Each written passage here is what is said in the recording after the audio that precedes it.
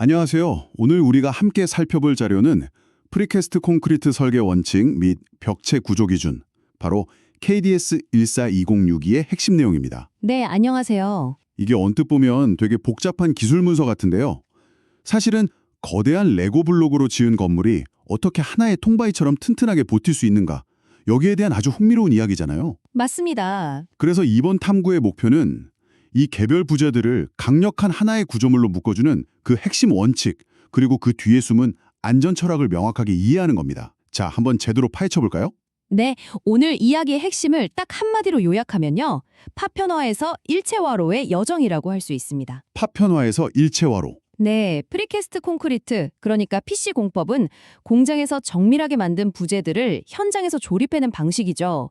편리하고 빠른데 본질적인 약점을 안고 시작해요. 바로 이음새입니다. 아, 그 연결되는 부분이요? 그렇죠. 이 자료의 진짜 가치는 그 수많은 이음새를 가진 조각들이 어떻게 하중을 매끄럽게 전달하면서 마치 처음부터 그냥 하나였던 것처럼 거동하게 만드느냐, 바로 그 해법을 제시하는 데 있습니다. 그렇다면 이게 건물이 다 지어진 후의 안전만 생각하는 게 아니라는 말씀이시군요. 바로 그겁니다. 자료 초반에 전생해주기 하중 고려라는 부분이 나오는데 이게 바로 그 이야기의 시작점이겠네요. 마치 사람이 태어나서 성장하는 전 과정을 돌보는 것처럼요. 정확히 보셨습니다. 구조적 안전은 건물이 완성된 후에 시작되는 게 아니고요. 공장에서 그 첫 번째 부재가 제작되는 그 순간부터 시작됩니다. 제작되는 순간부터요. 네. 자료에 나온 4단계를 보면 아주 명확하죠. 첫째, 제작 단계. 콘크리트를 붓고 굳힌 뒤에 거푸집을 떼어낼 때부터 이미 자체 무게라는 하중을 견뎌야 합니다. 그리고 둘째가 운송 단계고요. 운송 중에 충격 하중이라는 게 흥미롭네요. 보통은 뭐 지진이나 태풍 같은 거대한 자연재해를 걱정하는데 실제로는 공장에서 현장으로 오는 그 트럭 안에서의 덜컹거리며 네. 그게 개별 부재에게는 더 즉각적인 위협이 될 수도 있다는 거군요. 바로 그겁니다. 특히 길고 얇은 슬래브 같은 부재일수록 더 그렇죠. 그래서 때로는 운송용 지지대의 위치까지도 다 구조 계산에 포함시키기도 합니다. 와, 그렇게까지요? 네. 현장에 도착했을 때 이미 눈에 보이지 않는 미세한 균열이라도 가했다면 그 부재는 설계된 성능을 100% 발휘할 수가 없거든요. 아, 그리고 그 다음 세 번째가 현장에서 크레인으로 들어 올리고 조립하는 설립 단계의 하중, 마지막 네 번째가 완공 후 실제 사용 하중입니다. 이 모든 여정을 상처 없이 통과해야만 비로소 한 구조물의 일부가 될 자격이 주어지는 거죠. 이 모든 단계에서 하중을 받는다는 건 사실상 건물이 되기 전부터 계속 스트레스 테스트를 받는 셈이네요. 그렇죠. 그럼 이 부재들이 이 모든 과정을 버텨내기 위한 어떤 기본적인 체력 기준 같은 게 있겠군요. 네, 바로 그 지점입니다. 모든 스트레스의 기본 바탕이 되는 최소한의 근력이 필요한데요.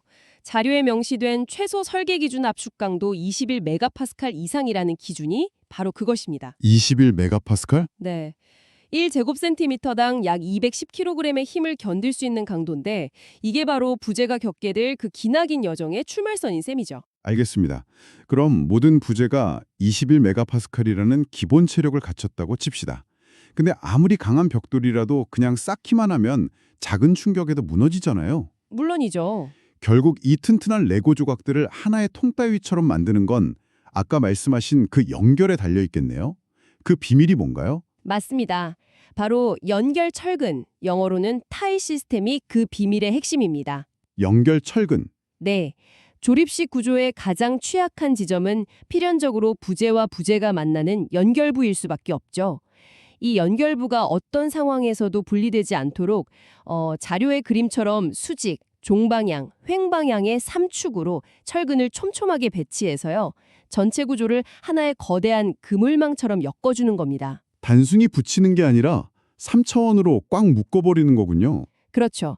그런데 여기서 한 단계 더 나아간 아주 중요한 설계 철학이 등장합니다. 어떤 거죠? 바로 파괴 모드 제어라는 개념입니다. 파괴 모드 제어요? 네, 만약 상상하고 싶진 않지만 건물이 설계 하중을 초과하는 극한의 상황에 도달했을 때 어떻게 반응하게 만들 것인가에 대한 고민이죠.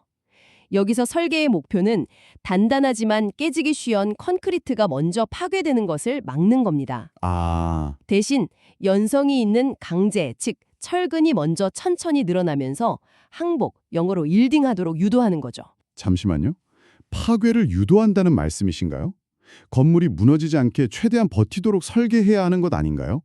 일부러 약하게 만드는 부분이 있다는 게 잘 이해가 안 되는데요. 바로 그 지점이 현대 구조 설계의 역설적인 천재성입니다. 역설적인 천재성이요. 우리는 통제 불가능한 완벽함을 추구하는 게 아닙니다.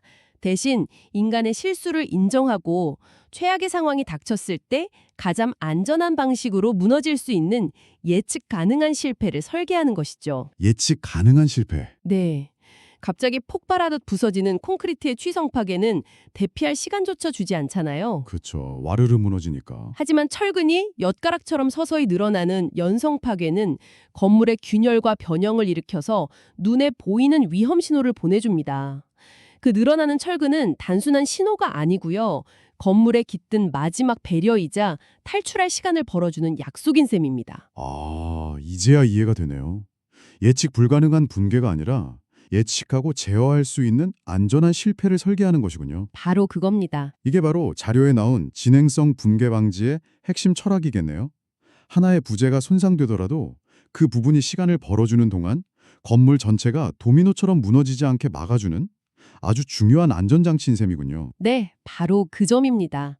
그리고 이 안전장치가 제대로 작동하려면 구체적인 힘의 기준, 그러니까 일종의 약속이 필요합니다. 자료에 제시된 연결철근 최소 인장 강도 기준이 바로 그 구체적인 수치들이에요. 네. 예를 들어 바닥이나 지붕처럼 넓은 판을 연결할 때는 1m 길이당 최소 4,400N의 인장력을 견뎌야 하고요.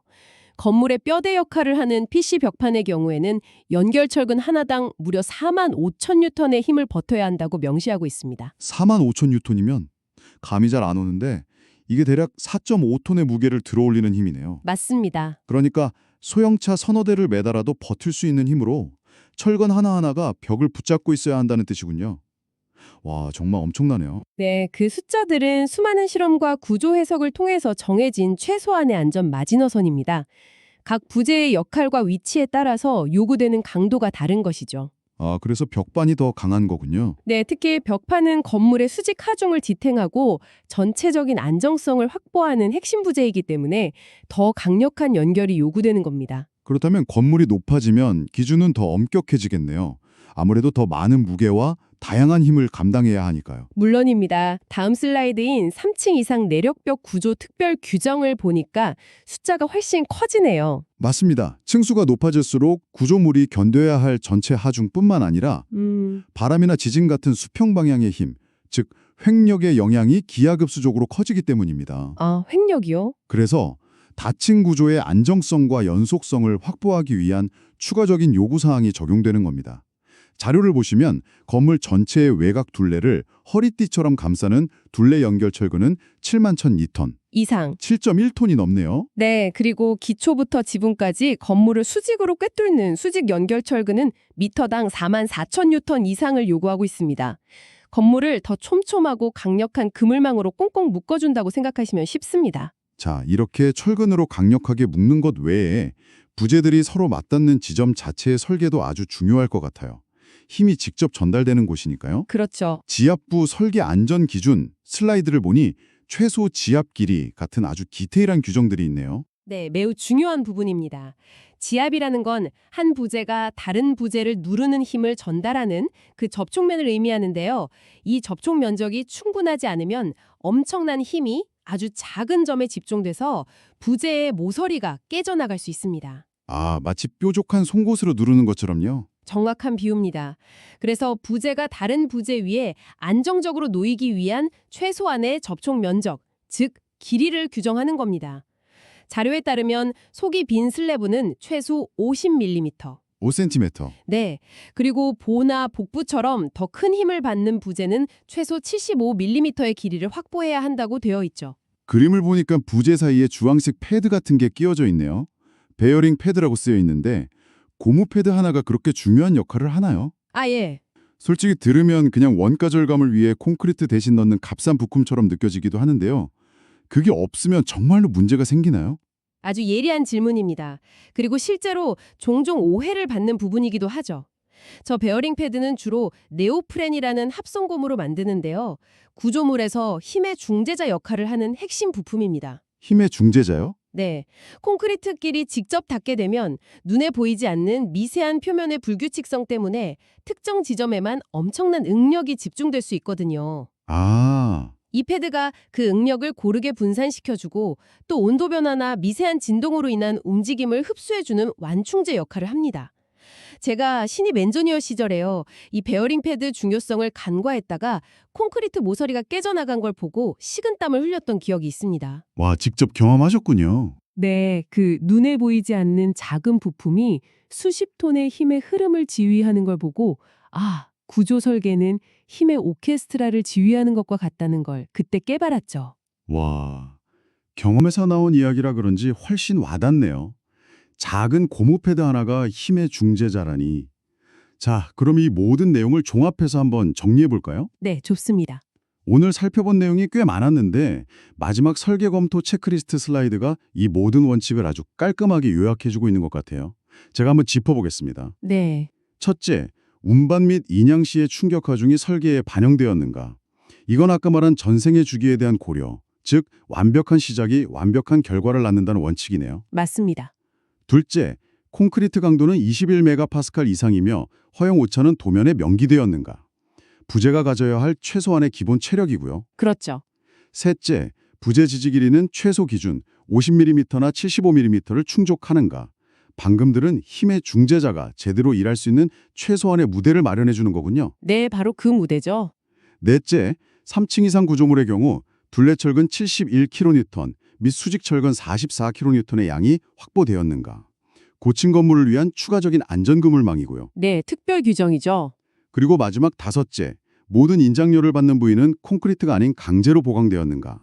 이게 바로 오늘 가장 인상 깊었던 예측 가능한 실패를 설계하는 핵심 철학이네요. 맞습니다. 이 체크리스트만 봐도 오늘 우리가 다룬 내용이 하나의 이야기로 쭉 연결되는 것 같습니다. 맞습니다.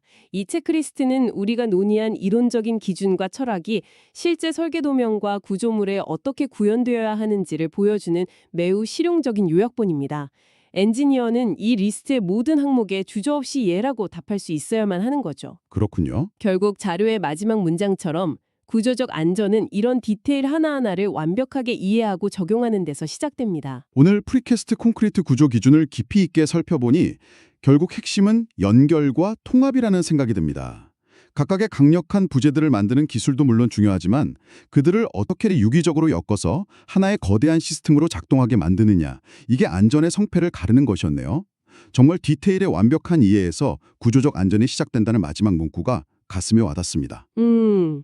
오늘 논의는 주로 파결을 막는 방법에 초점을 맞췄습니다.